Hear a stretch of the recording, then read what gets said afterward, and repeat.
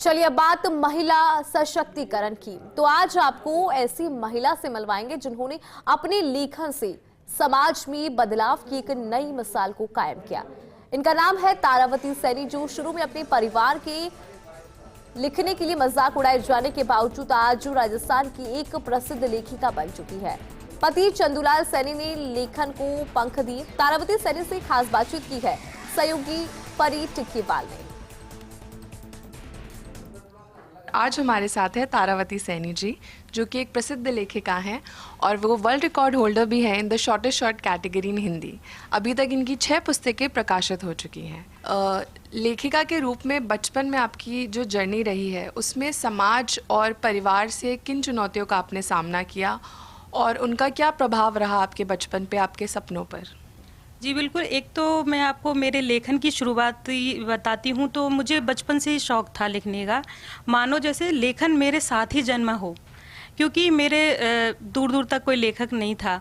तो जब मैं लिखने लगी थी तो मुझे इसका संघर्ष करना पड़ा, क्योंकि इसको कोई नहीं जानता था कि ये क्या करना चाहती है। क्योंकि जो मेरे फादर हैं वो चाहते थे कि मैं एक गवर्नमेंट जॉब करूं, सभी बहनों के लिए यही था, लेकिन मेरा सपना कुछ और था। तो मैंने कभी ये नहीं कहा कि मुझे डॉक्टर या इंजीनियर कुछ बनना है।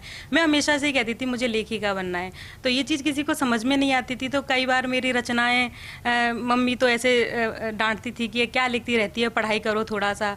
और ये समझने के लिए आखिर तक आज तक भी मेरे फादर तो कहते हैं कि आज तक आप समझने लगे हैं वो इस चीज़ को कि वो कुछ बहुत अच्छा कर रही है। नहीं, इससे पहले बहुत मैंने इसके लिए संघर्ष किया है और लिखने के लिए भी मुझे टाइम निकालना पड़ता था। मेरे पास टाइम नहीं होता था क्योंकि ज़्यादातर पढ़ाई में चला जाता था। और हम कहते हैं ना कि आपको वही करो जो आप करना चाहते हो, तो शायद उसमें और अच्छे से सफल हो पाते हैं। तो मैंने वही किया जो मैं जीवन में करना चाहती थी और आज मैं यहाँ इस मंच पर बैठी हूँ। तो आपका लेखिका के रूप में सफ़र कब चालू हुआ? मैं 4th क्लास से लिख रही हूँ। मैं बहुत छोटी थी तभी से ही लिख रही हूँ।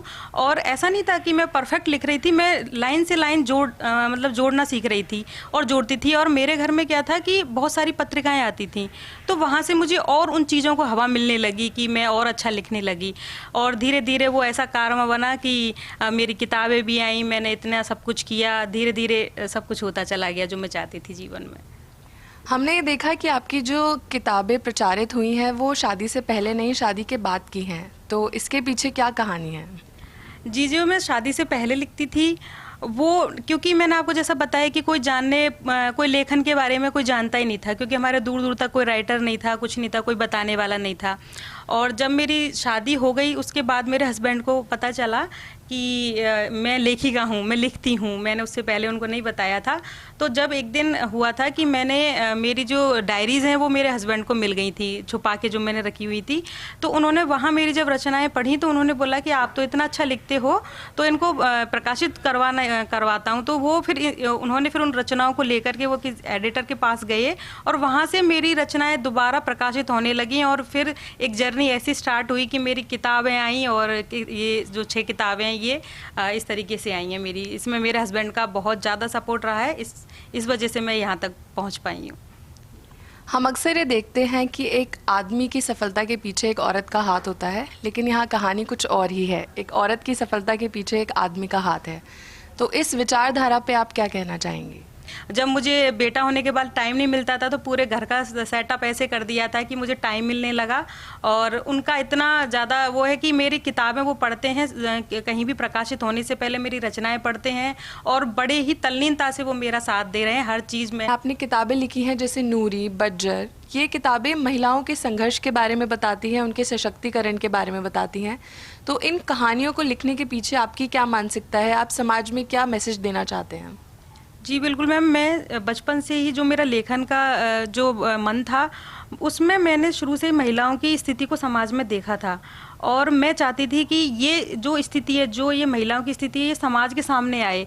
तो वो मैंने अपनी लेखनी में वहाँ से गढ़ी है, क्योंकि मैंने इनको देखा है। और जैसा कि मेरी एक बघेरन कहानी और आप बज्जर जैसी कहानी के बारे में आप बात कर रहे हैं मेरी, तो बघेरन कहानी एक बहुत ही सशक्त महिला की कहानी है कि जब उसके ऊपर इतने अत्याचार हो जाते हैं तो एक दिन वो बघेरन बन जाती है।